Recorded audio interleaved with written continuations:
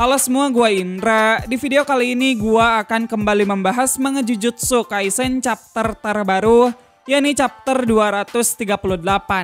Dan oke, gak perlu banyak basa-basi, langsung saja kita ke pembahasannya. Chapter kali ini berjudul Pertarungan Tak Manusiawi di Shinjuku bagian 15. Melanjutkan tepat setelah perubahan Sukuna ke wujud aslinya, cerita kali ini dibuka dengan Kashimo yang memodifikasi matanya menjadi 3. Mata ketiga ini punya kekuatan penglihatan X-ray, yang mana Kashimo memakainya untuk menganalisa wujud Sukuna. Kashimo melihat wujud Sukuna yang sekarang seperti sebuah perwujudan kesempurnaan. Meski Sukuna tengah melakukan segel tangan, masih ada sepasang tangan lagi yang bisa ia gunakan untuk melakukan hal yang lain. Selain itu, Sukuna juga bisa terus merapalkan mantra, tanpa harus membuat paru-parunya jadi terbebani. Bisa dibilang, tangan dan juga mulut double yang dimiliki Sukuna merupakan suatu kelebihan yang tak tertandingi bagi seorang penyihir Jujutsu. Dan meski wujudnya aneh, hal itu sama sekali tidak mempengaruhi fungsi fisik yang lain.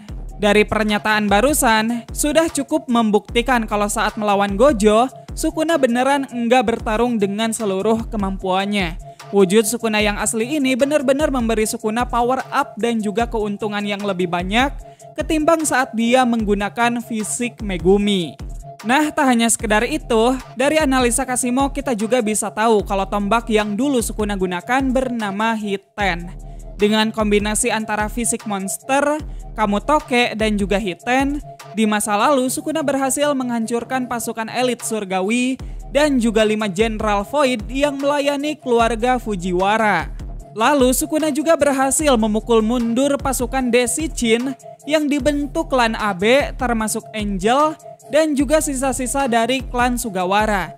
Canggih juga ya analisanya Kashimo. Sampai-sampai sepak terjang Sukuna di masa lalu bisa dia analisa.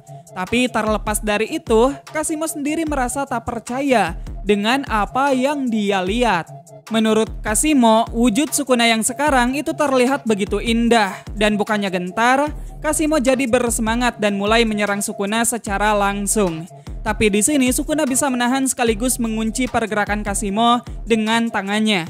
Sukuna pun melesatkan pukulan ganda yang membuat Kashimo jadi terhempas. Namun tak mau berhenti sampai di sana, Kashimo juga langsung menyerang balik Sukuna dengan mengeluarkan semacam Kamehameha. Merespons serangan tersebut, Sukuna pun dengan santai merapalkan sebuah mantra. Mantra untuk melesatkan tebasan dismental raksasa yang membelah serangan barusan. Tampak sebagian tangan Kashimo juga ikut terpotong di sini. Kashimo pun menyadari jika tebasan barusan adalah tebasan yang mengakhiri riwayat Gojo Satoru, sebuah tebasan yang mampu membelah dunia. Bisa kita lihat tebasan itu juga membentuk sebuah jurang pada jalur yang dilintasinya. Gokil banget sumpah. Setelah itu Sukuna kemudian bercerita jika ada seseorang yang pernah menceritakan soal cinta pada dirinya. Orang itu mengatakan jika Sukuna tidak mengerti apa itu cinta. Dan menurut orang itu, Sukuna merasa kesepian karena tidak mengenal orang yang memiliki kekuatan yang setara dengannya. Sukuna sendiri tahu apa yang ingin orang itu sampaikan padanya. Tapi Sukuna merasa jengkel karena orang itu terus membual seakan Sukuna tidak memahami apa yang orang itu bicarakan. Nah, orang yang dimaksud Sukuna ini adalah Yorozu. Menurut Sukuna, Yorozu telah bercerita dengan orang yang salah.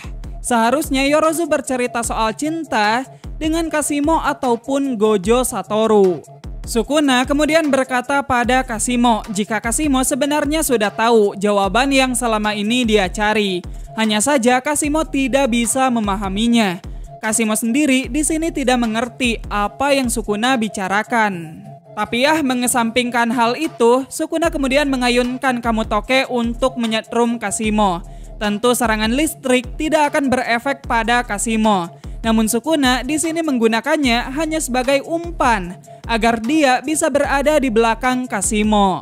Sukuna pun memegangi tangan Kashimo sambil menghajarnya secara brutal.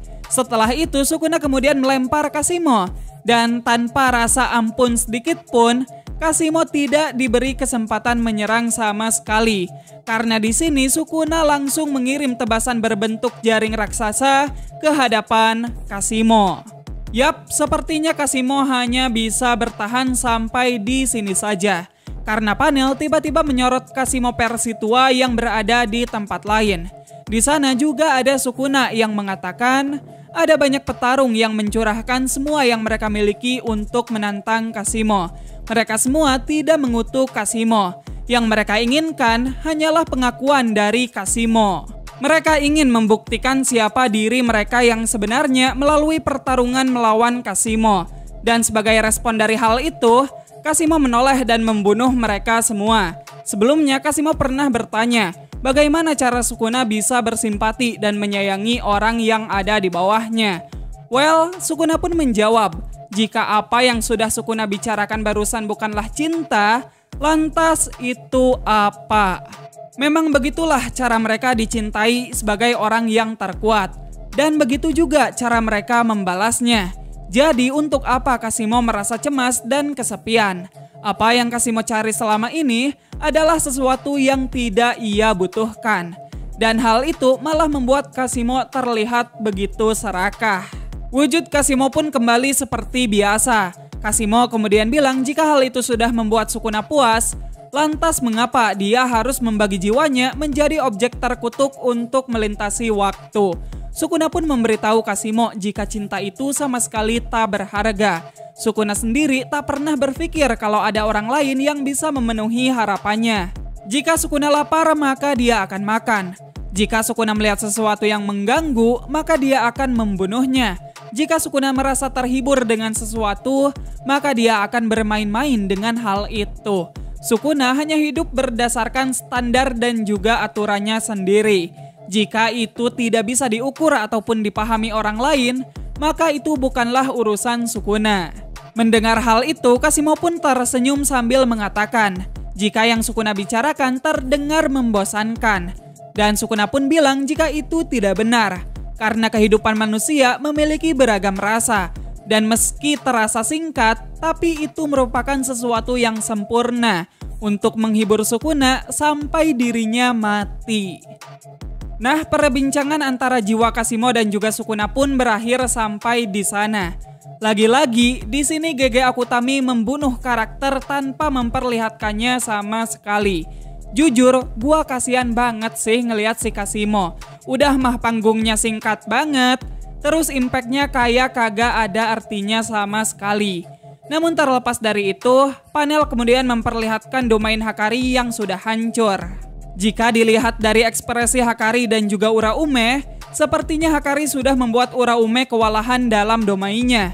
Kemungkinan sekarang Hakari tengah berada dalam mode jackpot. Sementara di waktu yang sama, Sukuna merasakan kedatangan dari orang lain.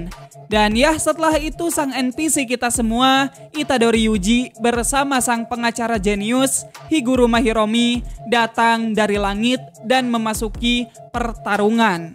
Sukuna pun melontarkan ejekan pada Yuji. Sukuna bilang, kau pikir kau bisa melakukan apa bocah? Kalimat tersebut pun menjadi akhir dari chapter kali ini. Oke, jadi itu dia Jujutsu Kaisen chapter 238. Jujur, chapter kali ini berasa agak kurang sih buat gua.